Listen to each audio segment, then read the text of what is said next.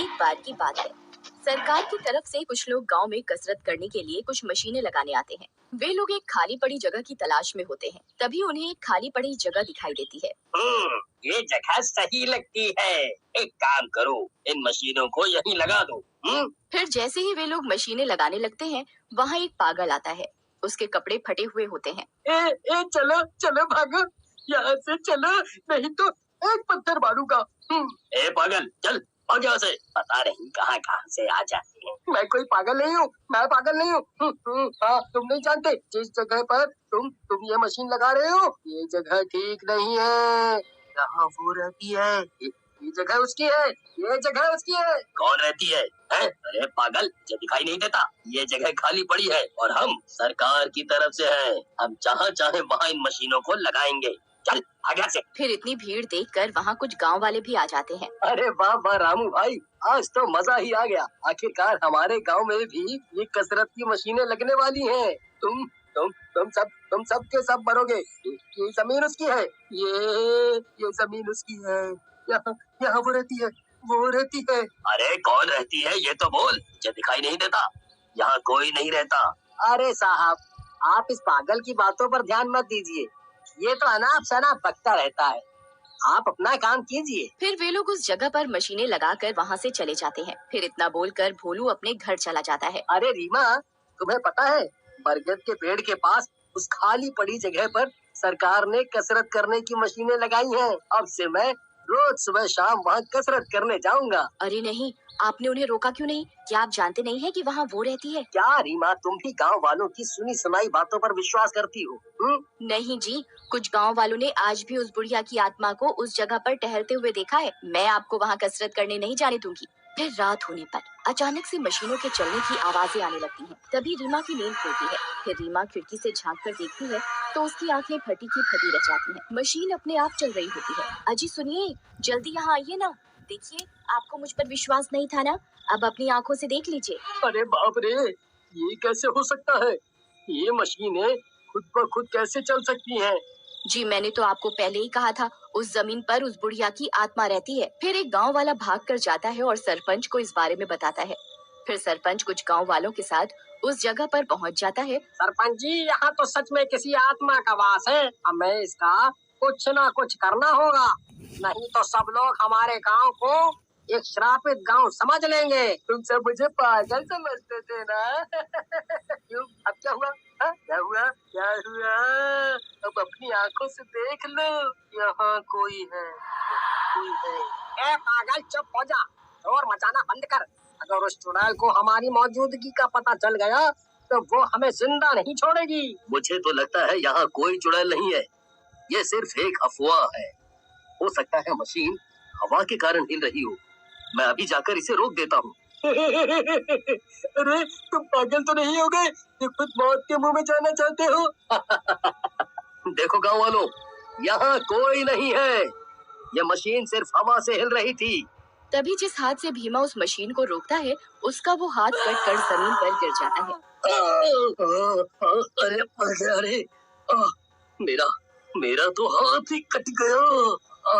फिर भीमा वहीं जमीन पर गिर जाता है। अरे सरपंच जी, हमें भीमा की मदद करनी होगी, नहीं तो वो आज जिंदा नहीं बचेगा। अरे अरे मर गया रे। अरे गांव वालों, मेरी मदद करो। अरे भागो रे, आए रे। फिर उनके वहाँ से जाने के बाद वो मशीन फिर से चलने लगती है। फिर अगला दिन होने पर भीमा के हाथ कटने की बात सब जगह फैल जाती है। सरपंच ठेकेदार को फोन करता है और मशीनों को वहाँ से हटाने की बात कहता है। अब हमें ही कुछ करना होगा। एक काम करो, चलो उस पागल के पास चलते हैं। उसी ने सबसे पहले उस बुढ़िया चुड़ैल की आत्मा के बारे में बताया था, वो जरूर उसका राज जानता होगा। अरे भाई, तुम्हें ही हमारी मदद करनी होगी। तुम्ही ने उस चुड़ैल के बारे में सबसे पहले गांव वालों को बताया था। तुम हमें बताओ कि तुम उस चुड़ैल के बारे में क्या जानते हो? ये कोई चुड़ैल नहीं है, ये मेरी दादी है। हाँ हाँ, कुछ साल पहले अपनी दादी के साथ यहाँ से गुजर रहा था, तभी इस गांव के बदमाश ने हमें रोक लिया और हमसे लूटपाट करने लगा, और विरोध करने पर हम पर हमला कर दिया। उसने मेरी दादी की चाकू मार कर हत्या कर दी और मैं बेहोश हो गया। उस दिन से मेरी दादी इसी जगह पर रहती है, इसी जगह पर रहती है। अगर उस आदमी को तुम्हारे सामने पेश किया जाए तो तुम उसे पहचान लोगे? हाँ, उसकी शक्ल तो मैं जिंदगी भर नहीं भूल सकता। फिर सरपंच गांव के कुछ बदमाशों को पकड़कर उसके सामने लाता है और वो झट से लल्लन को पहचान जाता है। यही है वो जिसने मेरी दादी को जान से मार डाला। अरे नहीं नहीं गाँव वालों, तुम भी इस पागल की बातों पर विश्वास कर रहे हो। मैंने किसी को नहीं मारा। ठीक है, अगर तुमने किसी को नहीं मारा तो तुम्हें डरने की कोई जरूरत नहीं है। आज रात दूध का दूध और पानी का पानी हो जाएगा। फिर गांव वाले मिलकर उसे पकड़ लेते हैं और उसे मशीन के साथ बांध देते हैं। अरे कमबख्तो, ये क्या कर रहे हो? छोड़ो, छोड़ो मुझे, छोड़ो। मैं कहता हूँ छोड़ो मुझे। फिर कुछ ही देर में रात हो जाती है। सभी गांव वाले वहीं एक पेड़ के पीछे छिप जाते हैं। अरे यार, ये मैं कहाँ फंस गया? तभी लल्लन के सामने वाली मशीन खुद ब खुद चलने लगती है। ये देखकर वो घबरा जाता है। अरे अरे मर गया रे, यहाँ तो कोई भी नहीं है, तो फिर ये मशीन खुद ब खुद कैसे चल रही है? अरे नास मिटो, कहाँ छुप कर बैठे हो? ये मुझे कहाँ बांध कर चले गए? तभी उसे गुर्राने की आवाजें आने लगती हैं। वो घबरा जाता है। गांव वाले भी छुप छुप कर ये नजारा देखते रहते हैं। तभी एक मशीन अपने आप रुक जाती है और एक बुढ़िया चुड़ैल उनके सामने आ जाती है। अरे अरे नहीं, ये तो वही बुढ़िया है जो मेरे हाथों मर गई थी। लेकिन ये जिंदा कैसे हो सकती है? नहीं नहीं, ये नहीं हो सकता। अरे गांव वालों, मेरी मदद करो, बचाओ, बचाओ। अरे तुम जल्दी आओ, कहीं तो ये बुढ़िया मुझे जिंदा नहीं छोड़ेगी। अरे अरे उठ गया रे। उस बुढ़िया चुड़ैल को देखकर सभी गांव वालों की आंखें फटी की फटी रह जाती हैं, लेकिन सब के सब पेड़ के पीछे छिपे रहते हैं। अरे पागल भाई, क्या यही तुम्हारी दादी है जो चुड़ैल बन गई है? हाँ भाई, यही मेरी दादी है, मैं इन्हें कैसे भूल सकता हूँ?